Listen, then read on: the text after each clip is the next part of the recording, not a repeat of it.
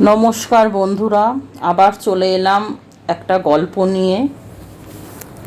শুরু করছি। গল্পের নাম চার পুরুষ। কলমে সুকন্যা, কণ্ঠে অর্চিতা। চার পুরুষ।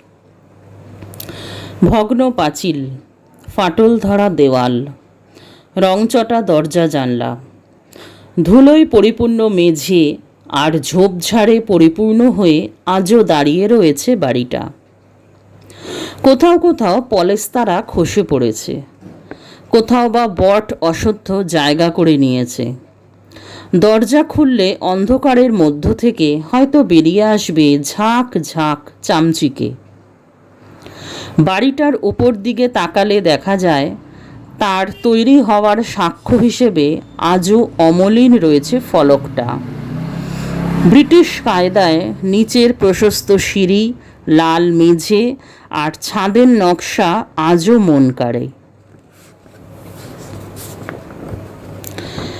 একসময় আম, জাম, লিচু, কাঁঠাল আরও কত ফলে ফুলে ভরে থাকতো এই বাড়ির চৌহদ্দি। চারদিকে সুউচ্চ প্রাচীর, সামনে প্রশস্ত সিংহদুয়ার, প্রশস্ত পথ পার হয়ে মাঝে ধবল রঙা বিশাল নবীন কুটির। বাম পাশে থাকতো একটা ঘোড়ার গাড়ি। বাড়িটা মানুষজনের কোলাহলে পরিপূর্ণ থাকতো সবসময়। মনে পড়ে সামনের শান বাঁধানো পুকুরটা থেকে মাঝে মাঝে চুপড়ি নয়তো আঁচল ভরে দিদুন আনতো চুনো মাছ ধরে। পাছে শেয়ালে কামড়ে দেয়, তাই আমি থাকতাম উপরের বারান্দায় বসে। কিন্তু মন ছুটে যেত ওই পুকুর পাড়ে।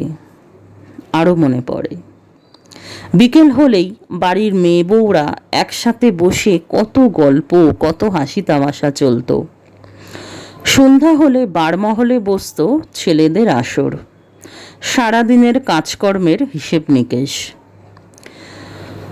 নিচের এই মৃতপ্রায় টগর গাছটাও সে সময় ফুলে ফুলে সাদা হয়ে থাকত। পাশেই ছিল একটা বড়সড় শিউলি গাছ। বারান্দা থেকে হাত বাড়িয়ে ফুল তুলতাম আর শুকনো বীজগুলো নিয়ে করতাম খেলা। যুগ পাল্টেছে, সময় পাল্টেছে, আর তার সাথে পাল্লা দিয়ে পাল্টেছে অনেক কিছু।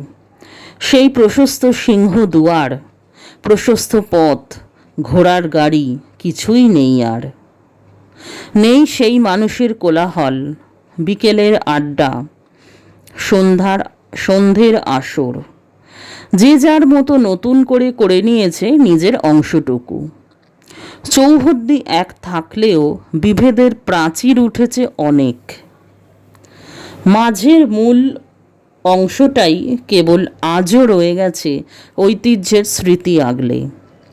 পুরনো জমিদার আমলের কিছু আদল আজও দেখতে পাওয়া যায় এখানে। খাদযুক্ত চৌকোনা স্তম্ভের ওপর অর্ধবৃত্তাকার বারান্দা, কারুকাজ করা ইস্পাতের রেলিং, খিড়কি দেওয়া জানলা, ধনুকাকৃতি রোমান খিলান, আর তা থেকে ঝুলে পড়া জাফরি কত যে গল্প বলে তার কোনো হিসেব নেই। ভেতরের বাঁকানো কাঠের সিঁড়িটাও অনেক ঐতিহ্যের সাক্ষী। এই অংশটাই আজও বলে চলেছে বিগত চার পুরুষের স্মৃতির নানা টুকরো কথা।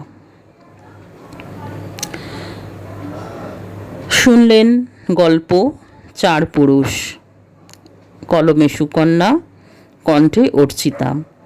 আজ এই পর্যন্তই থাক। আবার আসবো নতুন কোনো গল্প নিয়ে। ততক্ষণ ভালো থাকুন, ভালো রাখুন। নমস্কার।